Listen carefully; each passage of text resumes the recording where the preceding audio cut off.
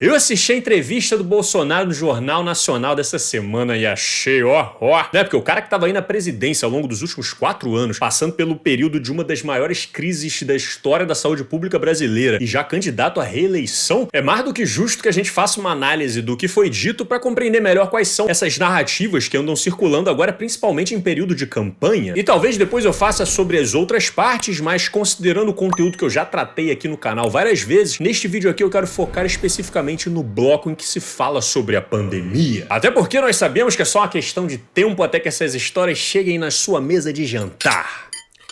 O Bolsonaro é tudo de bom, ele ajudou o país, ele ajudou os pobres. Ah, mãe, tem que chamar sempre o tio Adolfo pra vir comer com a gente? Tem, minha filha, um dia ele vai entender o que nós temos para dizer. Palmas para os apoiadores que contribuem mensalmente para que esse trabalho seja possível. Sejam todos muito bem-vindos ao canal do Slow e vambora!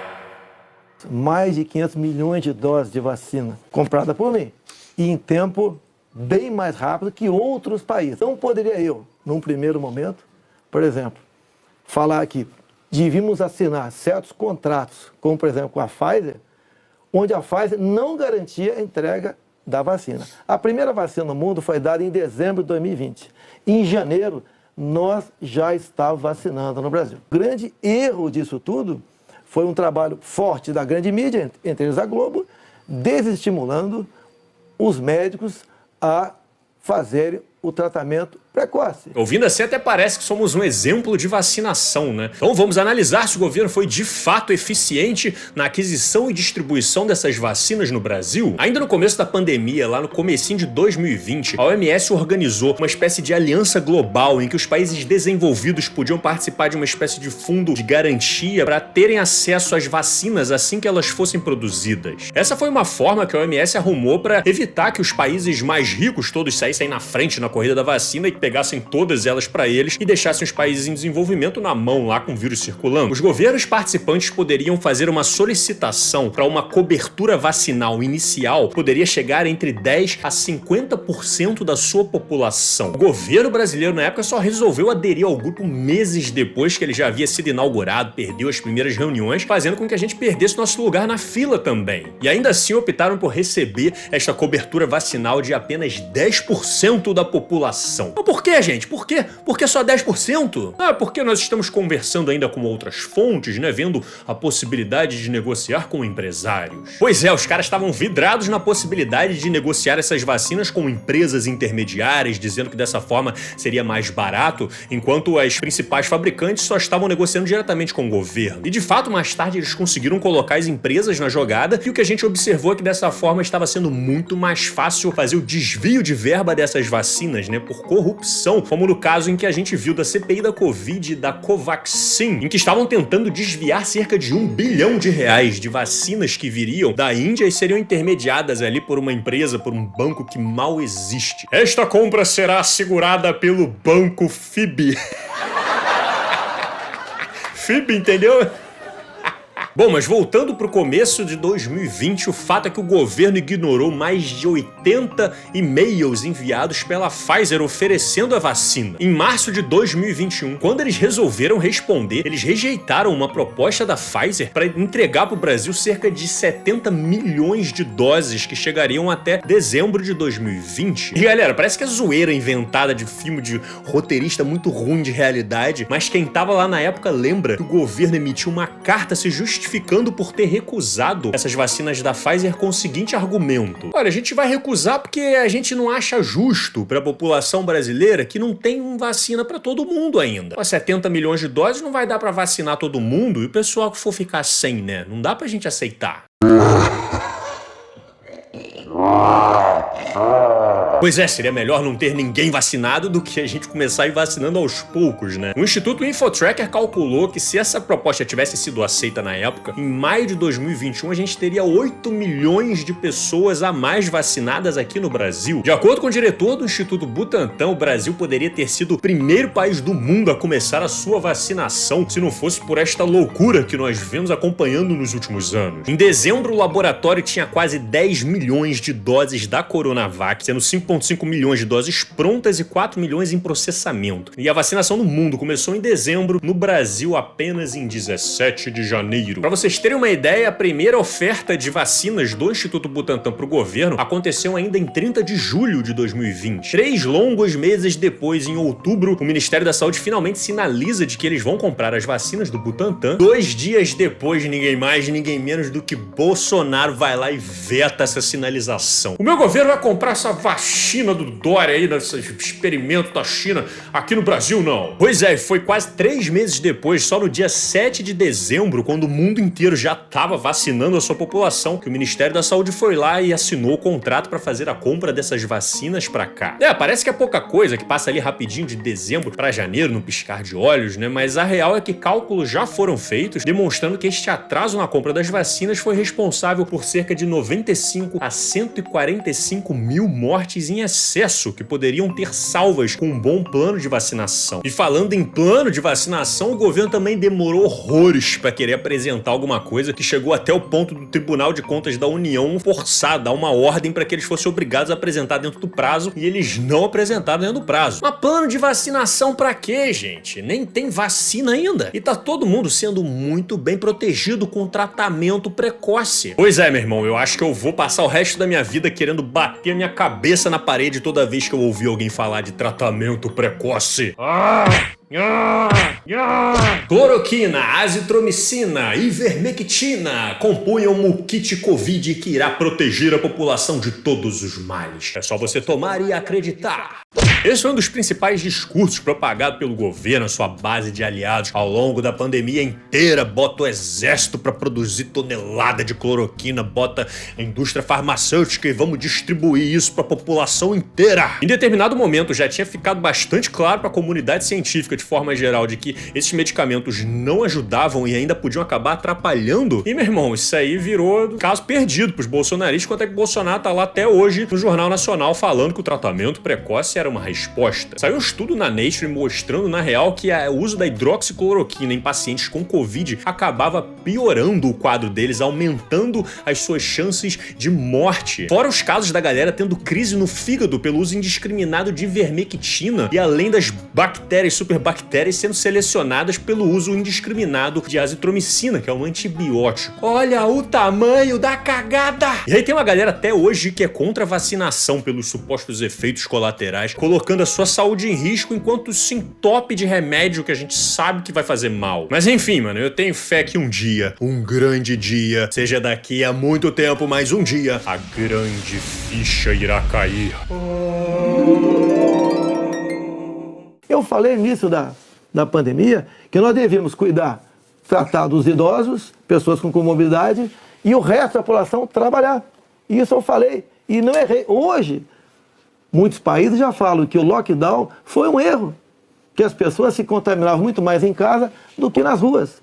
E outra coisa, se falava em fazer o que o lockdown? Lockdown 1 mês, 2 meses no máximo para achatar a curva. Durou mais de 1 ano o lockdown. E até hoje continua gente falecendo por Covid.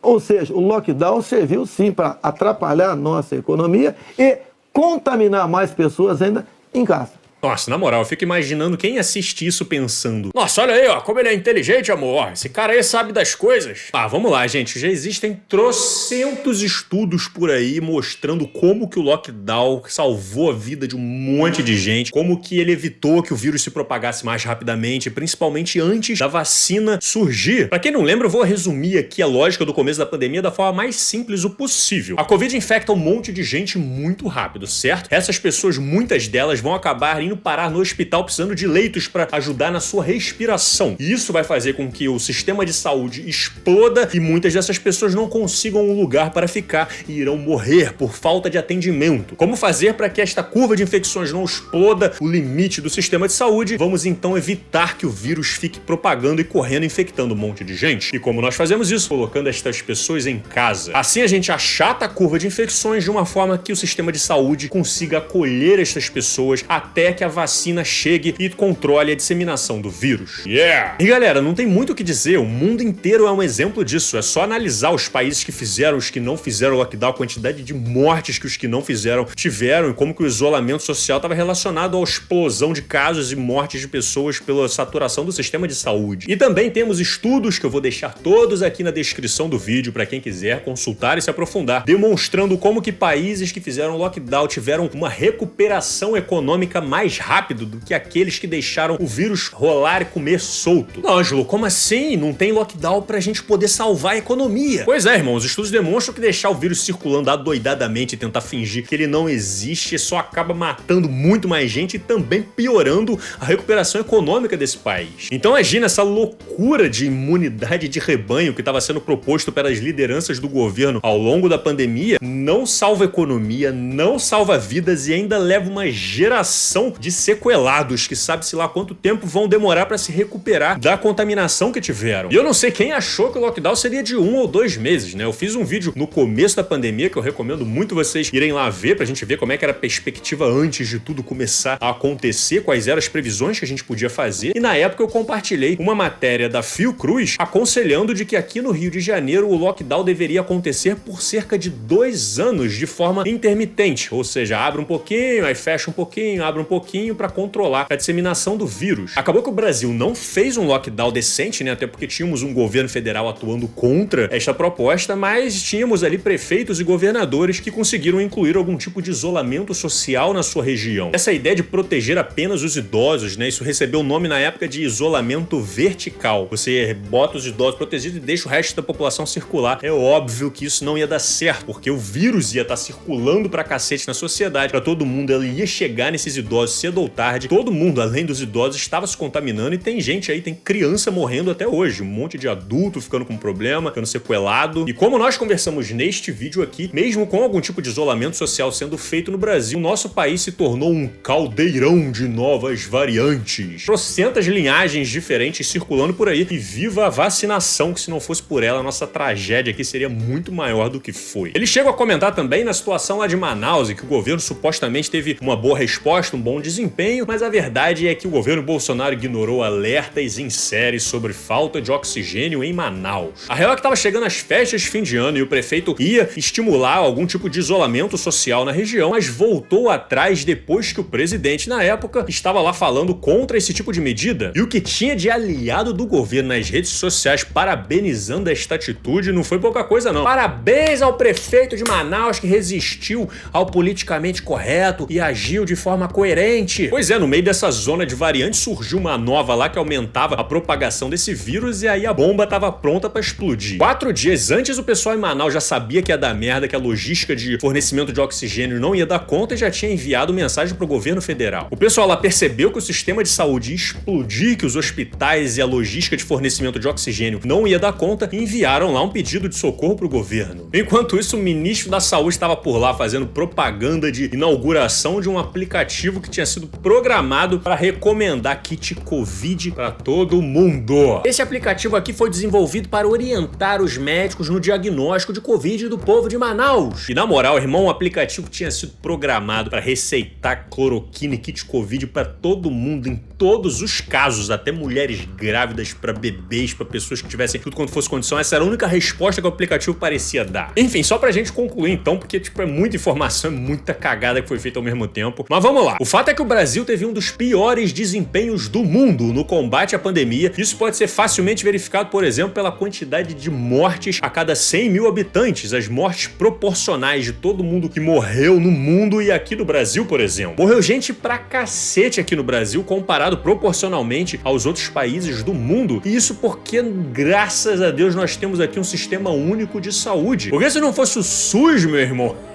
aí que era ladeira abaixo. Eu faço questão de relembrar com vocês neste momento aqui que uma pesquisa revela que Bolsonaro executou uma estratégia institucional de propagação do coronavírus. Isso aqui não é historinha, isso aqui não é narrativa, isso aqui foi um estudo feito pela Faculdade de Saúde Pública da USP e o Conectas Direitos Humanos por pessoas extremamente qualificadas que analisaram 3.049 normas federais produzidas ao longo de 2020 e concluíram que o governo governo tinha um plano institucional de propagação do vírus no país. Eles fizeram tudo o que podiam para tentar atrapalhar os planos de vacinação, para tentar atrapalhar as estratégias de isolamento social e mudaram leis, mudaram pessoas e ministro da saúde que foi mandado embora, deixaram a gente sem ministro da saúde por um tempo, inclusive, tudo numa ideia sem pé nem cabeça de tentar espalhar o vírus para causar uma espécie de imunidade de rebanho e não precisar fazer a economia parar. Em uma análise feita por epidemiologistas sérios aqui do Brasil com credibilidade, eles concluíram que até na metade ali do ano de 2021, a gente poderia ter salvo cerca de 400 mil vidas de brasileiros caso o governo e o país tivesse agido de forma coerente no combate à pandemia. 400 mil vidas salvas, meu irmão. Isso é o que se espera de um governo que teria agido de forma responsável, com o objetivo de fato de conter o coronavírus, de conter essa disseminação e de proteger a população. Então lembrem-se disso. Nunca se esqueçam dessas informações. Levem isso para a vida de vocês, para que a gente consiga evitar que um cenário desse aconteça novamente. Manda esse vídeo pro pessoal, compartilhe essas informações e votem com sabedoria neste ano. Estamos voltando com o canal do João, entrando agora numa temporada de eleições, de democracia. Então deixa o like, comentário, nós nos vemos no próximo vídeo. Muito obrigado pela presença